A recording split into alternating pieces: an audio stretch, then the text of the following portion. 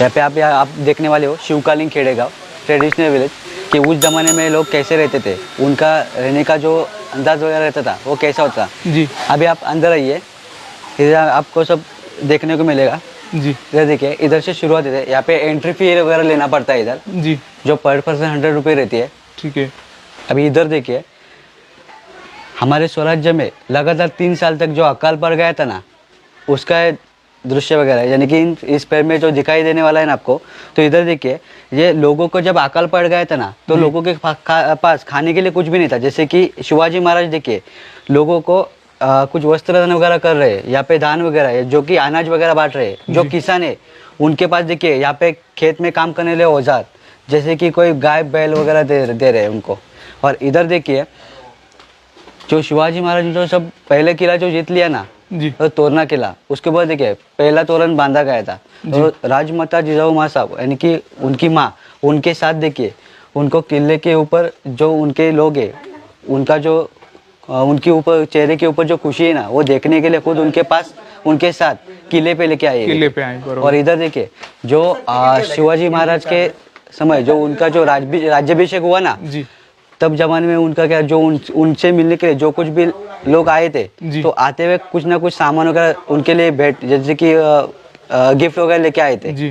तो जो कुछ भी गिफ्ट वगैरह लेके आए, तो उनके सामने देखिए वहाँ पे रखे गए हैं। और यहाँ पे उनको नोंद किया, यानी कि लिखा हुआ जा रहा है कि जो कुछ भी लाया, तो इधर उनकी नोंद की जा रही है। इधर ऊपर देखिए शिवाजी महाराज देखिए, यहाँ पे देखिए शिवाजी महाराज जो बैठे हुए हैं। और इधर देखिए राजमाता जिजाऊ माँ साहब, उनकी माँ, उनके दूसरे छोटे बेटे राजाराम महाराज, यहाँ पे शंभू राजे देखिए।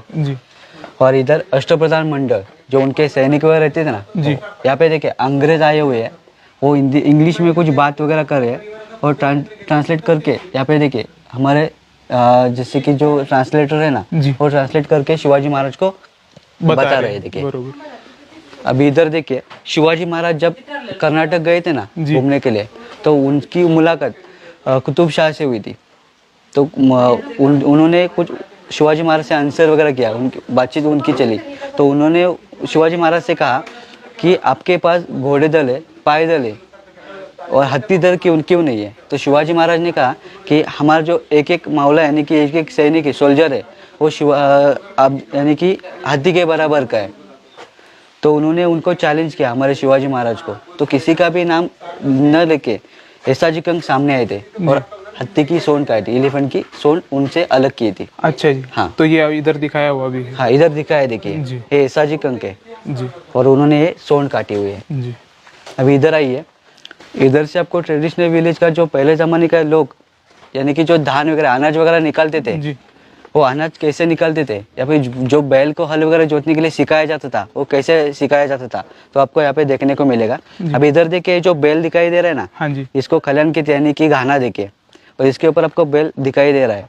इसके ऊपर पहले बहुत जैसे कि 5 और 6 बैल रहते थे, अभी खाली दिखाने के लिए एक रखा है। तो इसकी तरह से बैल को ऐसे तरीके से सिखाया जाता था, और जो कुछ भी फसल वगैरह आती थी वैसे काट के बैल के पैर के नीचे डाल दी जाती थी। अच्छा। और उसके ऊपर बैल को घुमाया जाता था।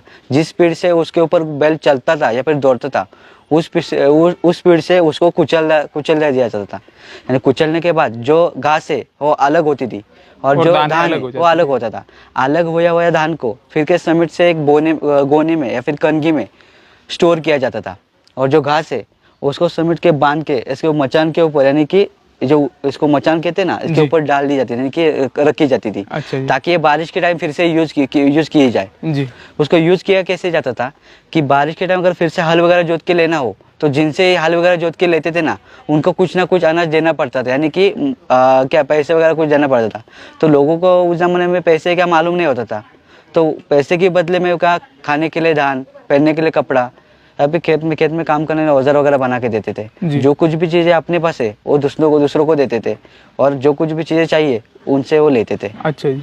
अभी क्या है, बारिश के टाइम जो ये घास है वो कैसे यूज की जाती थी कि उनके जो जानवर है उनको चारा वगैरह देना पड़ता था जी। जैसे कि बारिश जो ज्यादा होती थी, तो जो गाय बैल है उनको बारिश के टाइम बाहर नहीं निकलना मुश्किल होता था, तो ऐसे ही घर में स्टोर किया जाता था। अच्छा। ये जो धान यानी कि फसल है जी, घास है। तो अभी इधर आइए,